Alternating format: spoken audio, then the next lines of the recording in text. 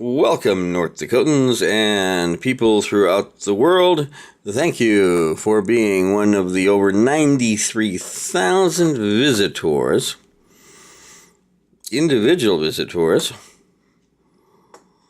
to searchworldnews.com. This page is www.searchworldnews.com/Amnesty International False Imprisonment of HTML.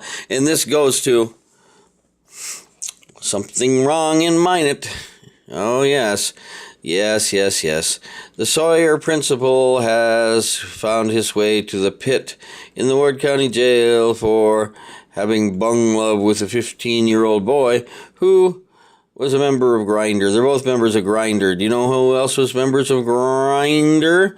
Well, it's North Dakota State Representative Randy Boning, and here's a thing from the state Democrats before the election, and says he lives and works in Minot. Well, this whole bung thing is happening in Minot, and the Minot Police Department say they can't figure out who the other males are. At least 9 times had sex with this yet-to-be-identified 15-year-old.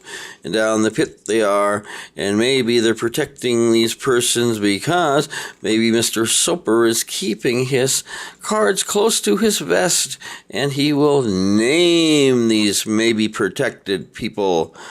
Oh, yes, much is happening, and we need to have more arrests here rather than playing you don't know how to find the other bung love people.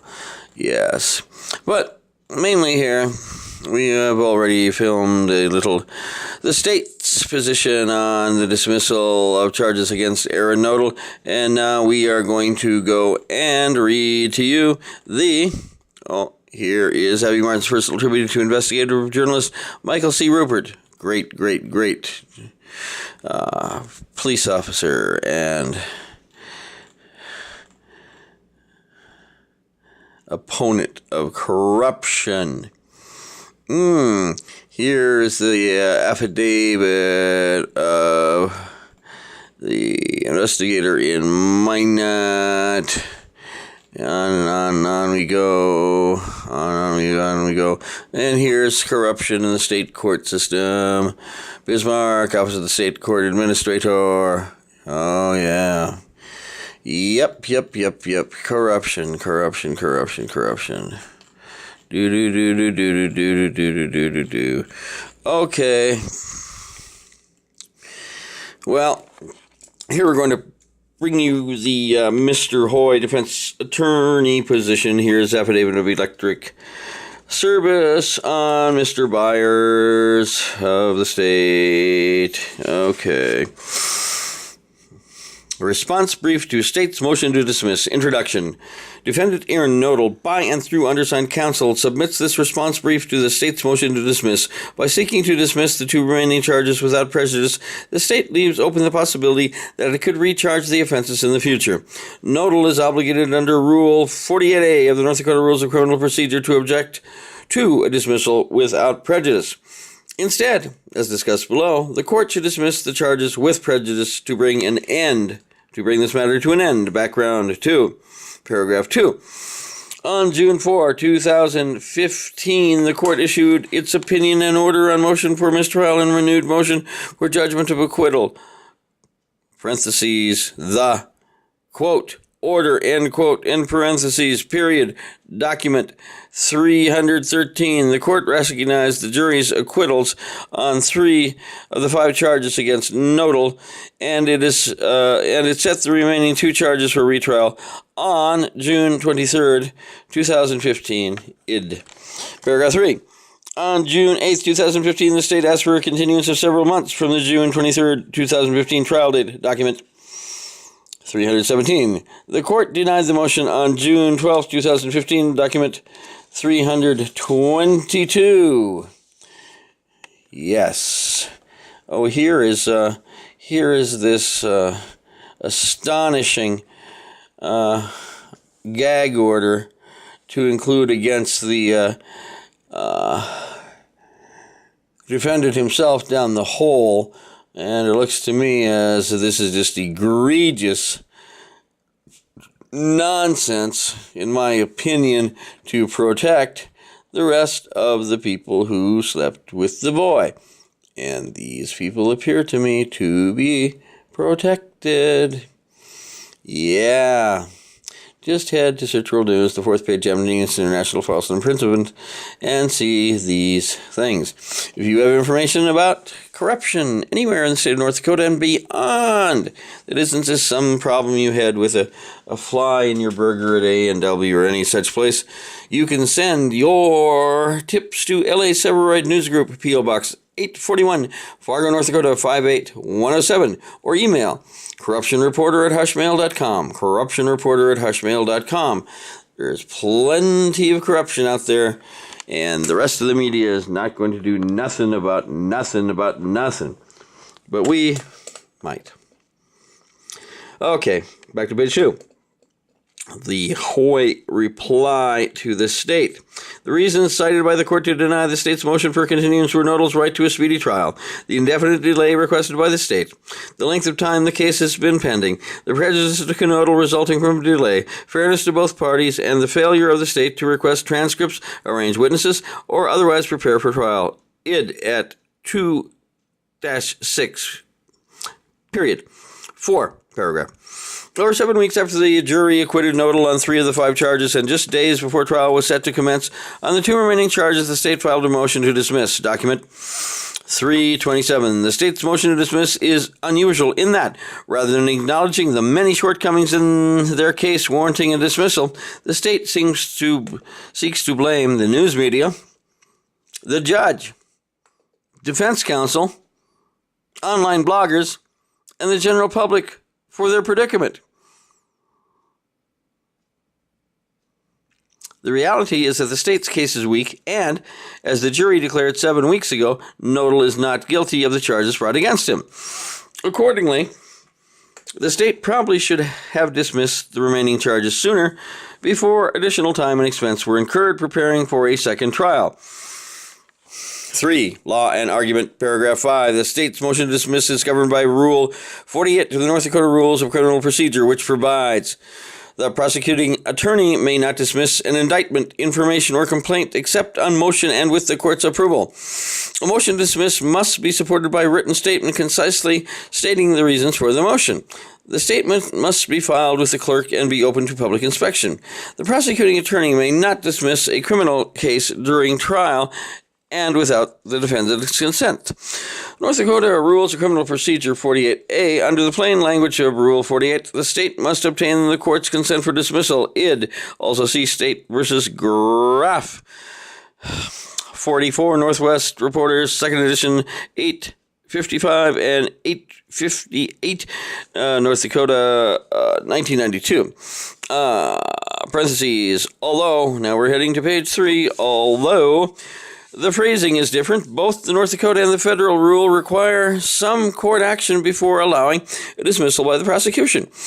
This requirement, quote, is designed to prevent harassment of a defendant by charging, dismissing, and recharging without placing a defendant in jeopardy, end quote. North Dakota Criminal Procedures 48 Explanatory Note, Paragraph 6.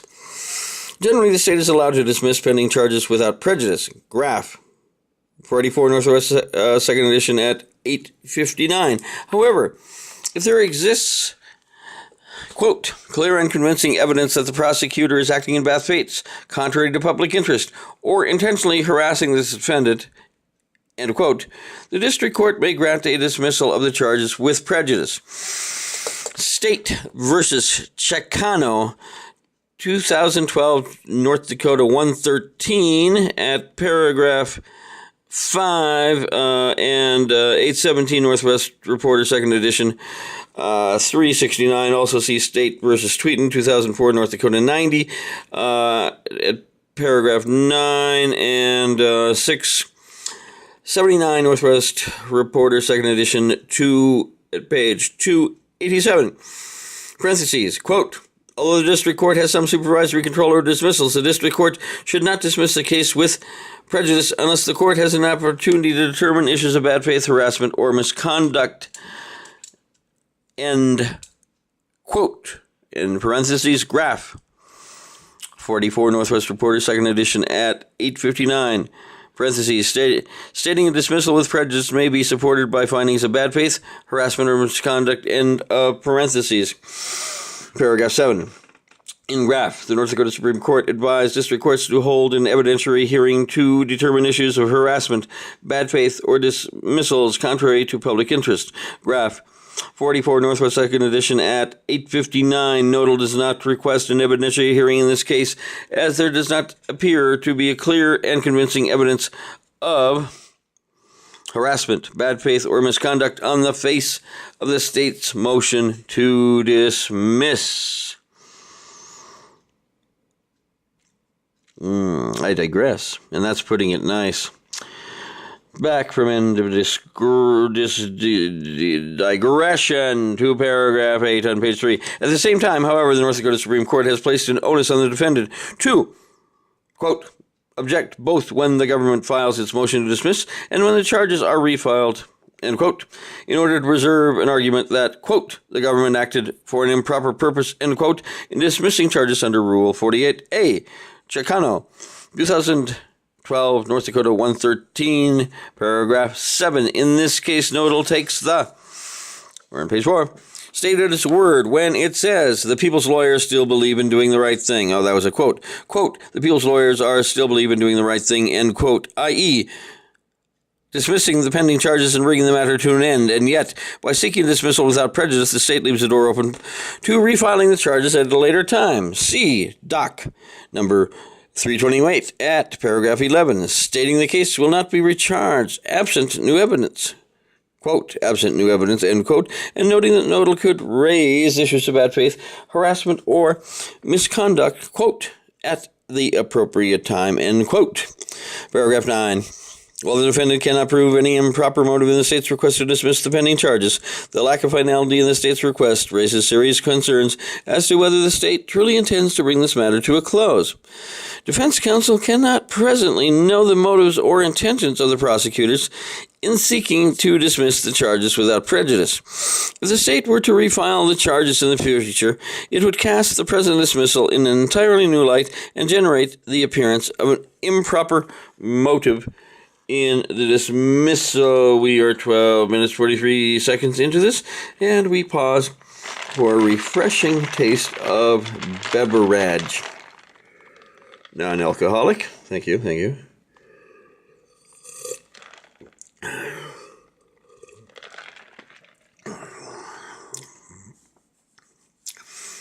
Paragraph 10, page 4. For instance, the state dismissal arrives on the heels of the court denying the state's request for a continuance. The state could, in effect, grant itself the continuance it was denied by dismissing the charges without prejudice and refiling the charges months from now. Under that scenario, all the reasons discussed by the court in denying the state's request for a continuance would be thwarted, including Knodel's right to a speedy trial, the indefinite delay requested by the state, the length of time the case has been pending, the prejudice to Knodel resulting from a delay, issues of fairness to both parties, and the failure of the state to request transcripts, arrange witnesses, or otherwise prepare for trial. Document 313 at 2-6, paragraph 11. Another concern is the state's qualification of its intent not to charge this matter. Quote, absent new evidence, end quote, which raises the question of whether the state will continue investigating this matter after the charges are dismissed. Knodel contends there is no such evidence, but, here we go to page 5. Page 5. Nonetheless, he should not be subject to the possibility of an indefinite investigation. See North Dakota Century Code 15.1 to 15-09. 2, parenthesized. 12, paragraph. Moreover, in seeking to dismiss the charges, the state faults the court for recognizing the weakness in the state's evidence and in setting the matter for retrial on June 23, 2015, Doc 328 at paragraph 9. It is unclear what administrative procedure would be employed by the court if this matter were to be refiled, but it's certainly possible a new judge could be assigned to the matter. Knodel is not suggesting the state is dismissing the charges in order to obtain a new judge, but those concerns would arise if the state attempted to pursue this matter in the future. Paragraph 13 on page 5. Ultimately, when reviewing the state's request to dismiss charges, quote, the trial court has the responsibility to protect the interests of the defendant and the public, end quote. Graph 484 Northwest Reporter, 2nd edition at 859. Also see United States versus Strayer, 846 Federal, 2nd edition, 1262 and 1265. The 10th Circuit, 1988. Parentheses, quote, the rule is also intended to allow courts to consider public interest, fair administration of criminal justice, and the preservation of judicial integrity while evaluating motions to dismiss, end quote. Those interests lie in resolving this matter with finality at the present time. The court recognized as much in its recent order denying motion to continue trial, document 322. The state's 17-month-long investigation and prosecution of this matter played out in the public sphere has profoundly impacted Knodel's personal and professional life. A dismissal of charges without prejudice can be used by the state to harass the accused. I digress. The state harasses a whole bunch of accused people. Yes, the poor principal in Dickinson harassed and tortured and deprived of food, water, and opportunity for restroom time. Bad news. Time to pay up in federal court. Dickinson, North Dakota. Bad faith city. Yeah.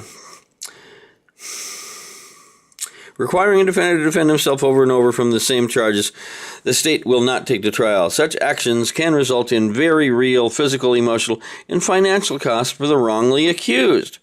Yes, I digress. The Knodel law billings are pushing, it is reported, $250,000. Defense counsel intends to be vigilant, protecting Knodel's legal rights going forward, so bad faith, misconduct, and harassment do not result from a dismissal without prejudice. End page 5. And page 5, on to page 6. Conclusion. Conclusion. Paragraph 14. Knodel is obligated to object to a dismissal without prejudice in order to preserve the issues of prosecutorial bad faith, harassment, and misconduct.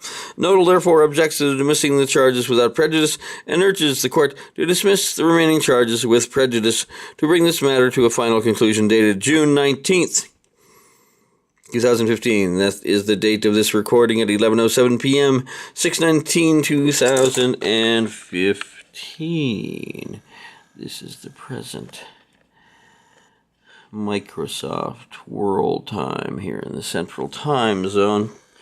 Okay. I had another citizen today tell me she is highly pessimistic and does not watch the news or follow anything because she feels everything is just a fraud in our society. Well, this may be. However, if you have any semblance of anybody being able to change anything, and we are even quite very pessimistic about this, you may in fact send us your corruption knowledge, who, what, when, where, and how, to LA Subaroid News Group, P.O. Box 841, Fargo, North Dakota 58107, or email us at corruptionreporter@hushmail.com. corruptionreporter@hushmail.com. All right, thank goodness that the Knodel matter is winding down, or so it does appear, for the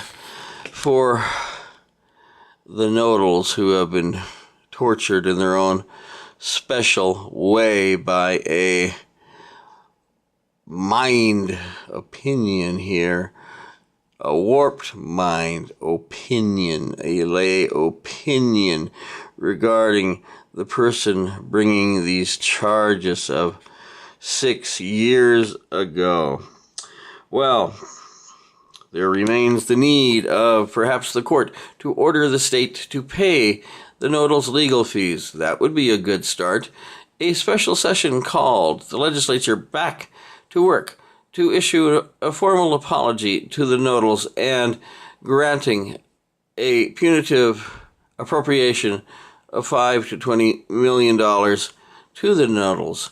Yes, and that the legislature and the Industrial Commission, all the state elected officials, could join in the official apology by the state to the Knodels, as well as the award of $5 to $20 million, because this matter cannot just be left like this, with the parents of the Knodels cashing out their retirement funds, very hard-working teachers. Why are teachers always targeted in these things? The Dickinson tortures, the Soper man being in the pit in Minot, but apparently maybe protected political types walk around free, and the only way that any type of justice can reach Mr. Soper actually is through the complete protection of the politically protected.